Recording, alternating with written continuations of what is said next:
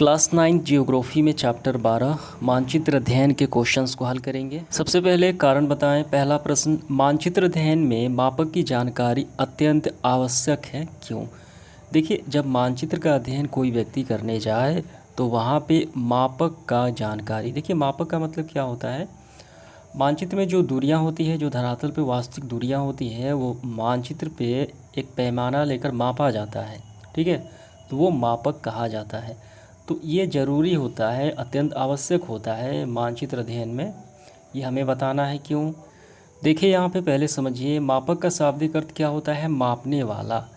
तो मानचित्र में दूरी का ज्ञान उससे अंकित मापक से ही किया जाता है। जब तक मापक नहीं होगा तब तक हम मानचित्र से दूरी का ज्ञान नहीं कर सकते हैं, ठीक है।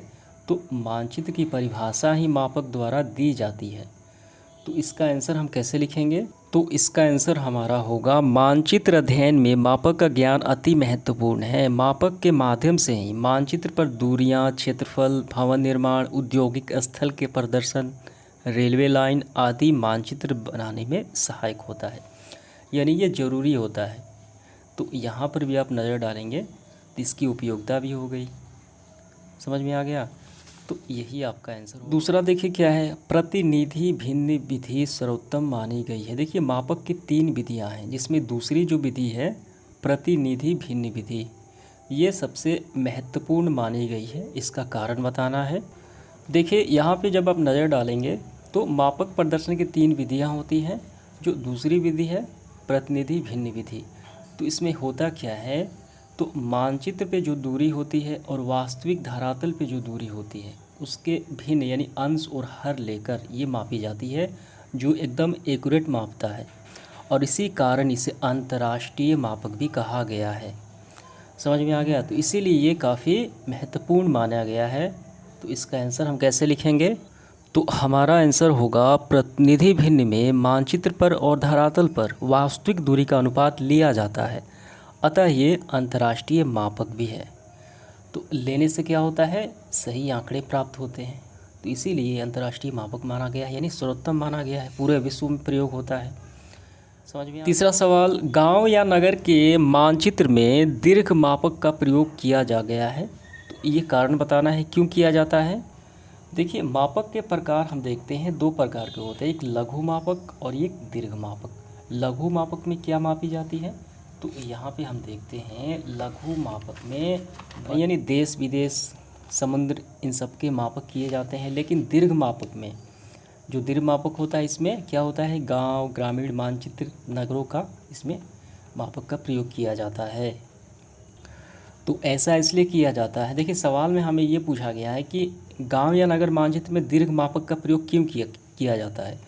तो हमारा आंसर यहाँ से होगा, गांव या ग्रामीण मानचित्र और नगरों में मानचित्र में दीर्घ मापक का प्रयोग किया जाता है। इससे छोटी दूरियों को समझने में आसानी होती है। समझ में आ गया। जिससे गाँवों के मानचित्र में नदी, नाले, सड़क, रेल मार्ग, तालाब, खेत आसानी से दर्शाए जा सके, इसी कारण। तो ये आपका देखिए अति लघु उत्तरीय प्रश्न पहला, मापक का एक उपयोग हमें बताना है। देखिए मापक का उपयोग काफ़ी सिंपल है।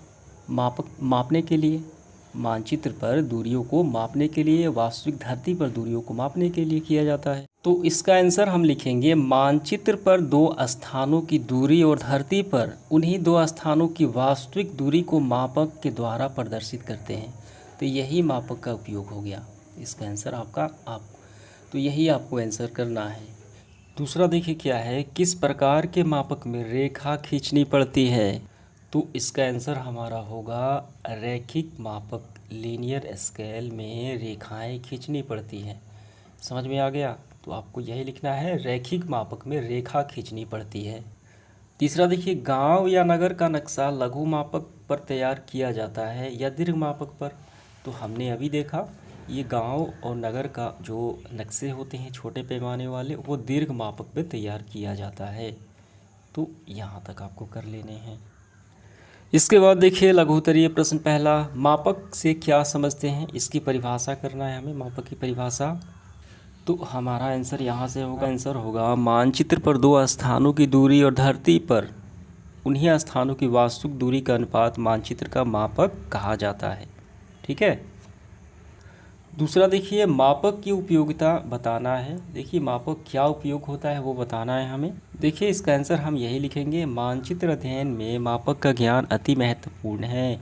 मापक के माध्यम से ही मानचित्र पर दूरियां, क्षेत्रफल, भवन निर्माण, औद्योगिक स्थल के प्रदर्शन, रेलवे लाइन आदि मानचित्र बनाने में आवश्यक होता है। यही मापक का उपयोग हो गया। तीसरा है देखिए मापक प्रदर्शन की तीनों विधियों का हमें उल्लेख करना है। देखिए ज़्यादा लंबा नहीं करना है, बस नाम ही लिखने हैं तीनों के। तो आपको लिखना है मापक प्रदर्शन की प्रमुख 3 विधियां हैं, शाब्दिक विवरण, प्रतिनिधि भिन्न और रैखिक मापक। चौथा देखिए प्रतिनिधि भिन्न से क्या समझते हैं, ये मापक की विधि है। तो ये रहे देखिए प्रतिनिधि भिन्न मापक की जो दूसरा विधि है, इसकी परिभाषा हम इस तरीके से लिखेंगे क्या है। तो देखिए प्रतिनिधि भिन्न में मानचित्र पर और धरातल पर वास्तविक दूरी का अनुपात लिया जाता है, अतः ये अंतर्राष्ट्रीय मापक भी है।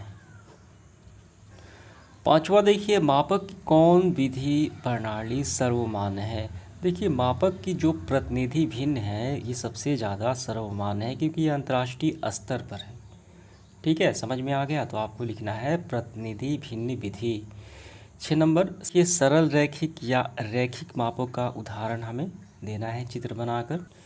देखिए सरल रैखिक मापक की विशेषताएं हम इसके बारे में थोड़े से यहाँ तक करेंगे और ये आपको पिक्चर बना लेना है।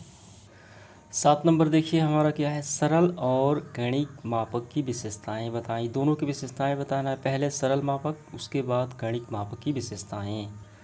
तो सरल मापक में देखिए हम लिखेंगे इसकी विशेषताएं, इसमें एक छोटी सीधी रेखा खींची जाती है, ये पूरा लिखते हुए यहाँ तक हो गया विशेषताएं। और दूसरा देखिए कणिक या कर्णवत मापक की विशेषताएं, ये पूरा लिखते हुए यहाँ तक हो गया।